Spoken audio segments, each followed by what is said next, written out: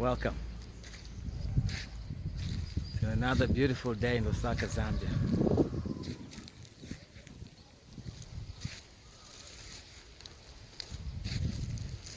Today, I'd like to talk about money,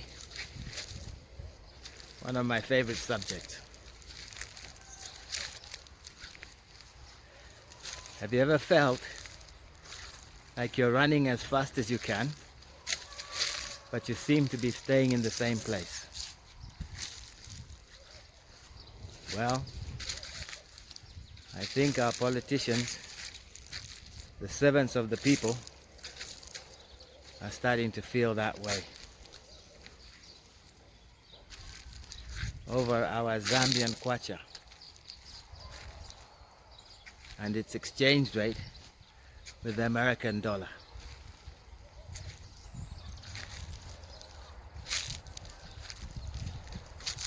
They've started to talk about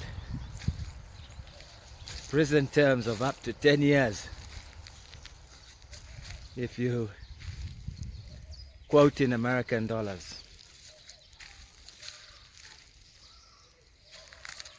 So my fear is for the young people who have small businesses and say to themselves, let me buy a phone on Amazon.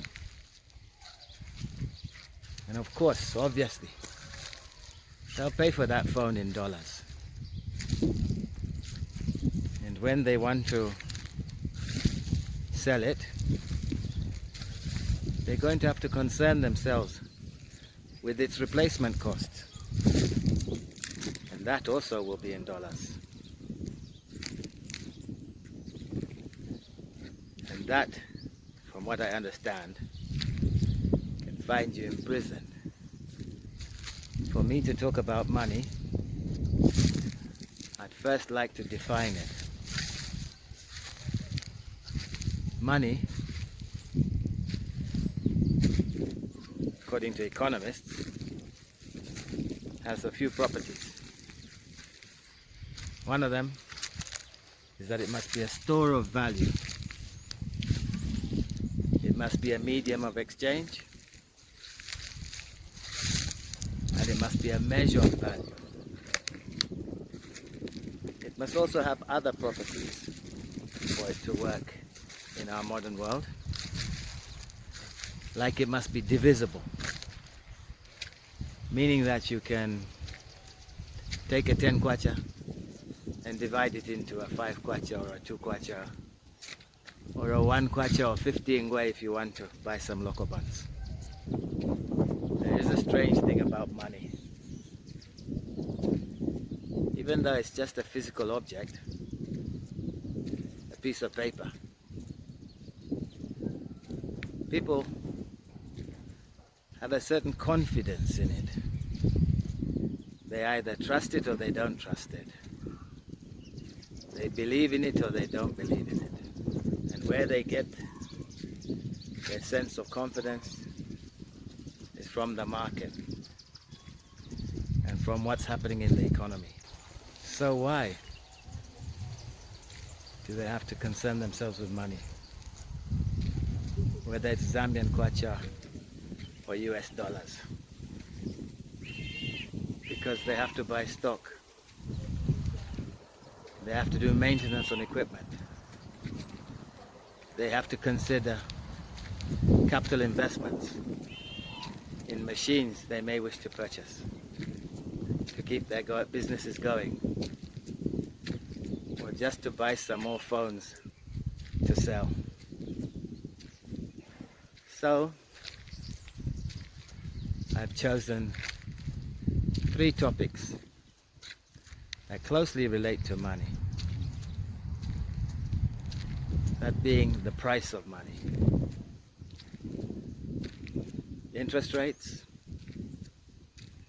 exchange rates, and inflation. Say again that there must be trust in money. There must be faith and belief. Otherwise, it's just a piece of paper.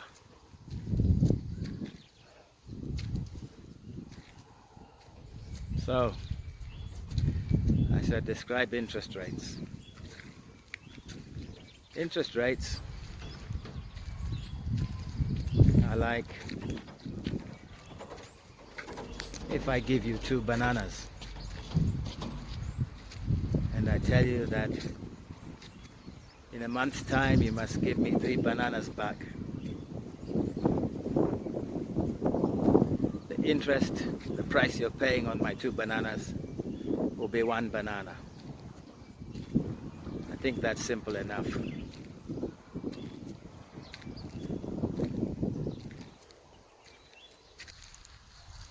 Interest rates, for the majority of us, tend to mean kaloba, being loan sharks, or mobile money offers like Zamcash. They tend to charge 50%, which is per month, that is, which is 600% per year. That means each year we have to return 6 times the amount that we took. That doesn't reflect well on the state of our Zambian Kwacha. I can remember when I had Dialer Cab, taxi company, a precursor to Uber and Yango and the like, in the 90s. I was a client of Standard Chartered Bank, and one of the senior managers said to me once, there are only 2 corporate clients in Zambia, Molilo: GRZ, government, and ZCCM, the copper mines. So I wish you luck if you're hoping to get a loan from a bank. And the hot topic at the moment, exchange rates, dollarization. What's creating fear in the servants of the people's hearts?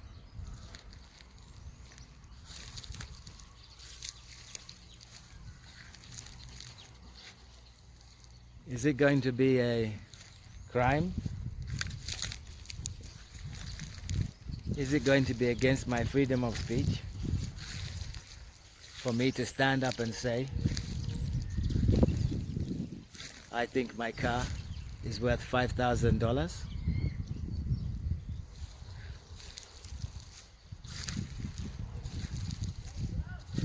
Will I be arrested?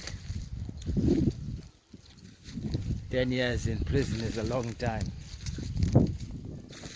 I hope there's some lawyers out there.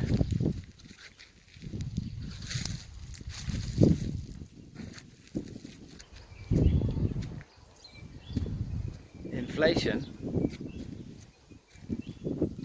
is when I say, or I understand in the market, that the price of a cow is 200 bananas. And then I discover that in a month's time, the price of a cow is only going to be 100 bananas. I'm going to search out farmers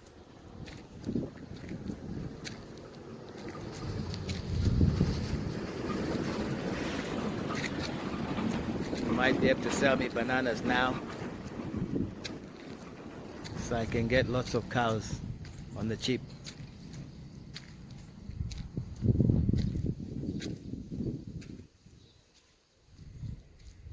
The only problem is farmers are wise. And when they discover this is going to be the case, they'll raise their price of bananas. That example is actually deflation, where the price of the item you are hoping to purchase is going down, not up. But again, I hope you get the point. It's been more than 30 years since 1991, since we decided to go down the free market route. We've suffered what economists call stagflation,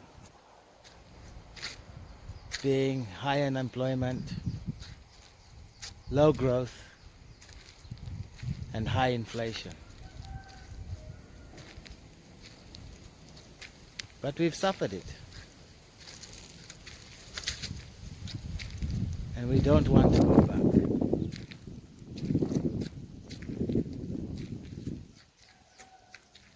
We can't have a situation like our farmers do in the markets, where agents decide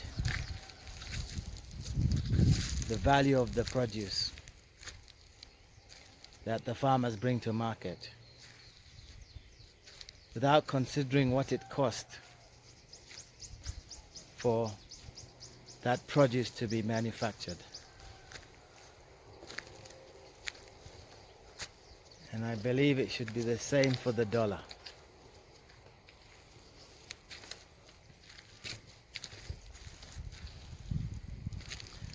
Our servants of the people, the politicians, should stop these adverts of Hollywood mega projects and concentrate on the young engineers and scientists and businessmen, entrepreneurs that are watching us every day, trying to deliver products for us. I described this in the gift economy, where our politicians have a shop they've inherited from their grandfathers and have lost reality, lost touch with reality, should I say.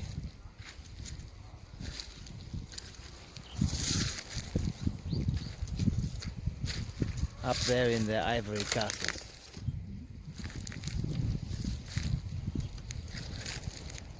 So, I'm asking my brothers and sisters,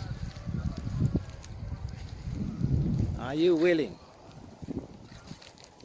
to get the servants of the people, the politicians, to make promises? Are they going to keep them? If they start playing with the exchange rate,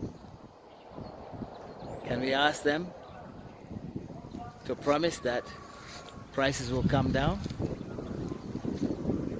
bank loans will be available and affordable, dollars will be made available to us when we need them?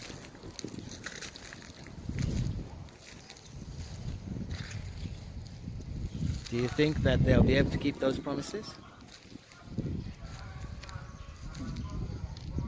Or should we worry that we could find ourselves in a situation like Soweto Market?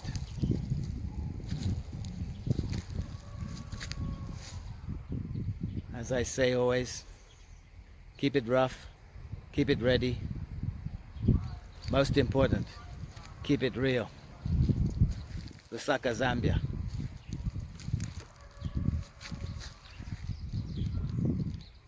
Subscribe.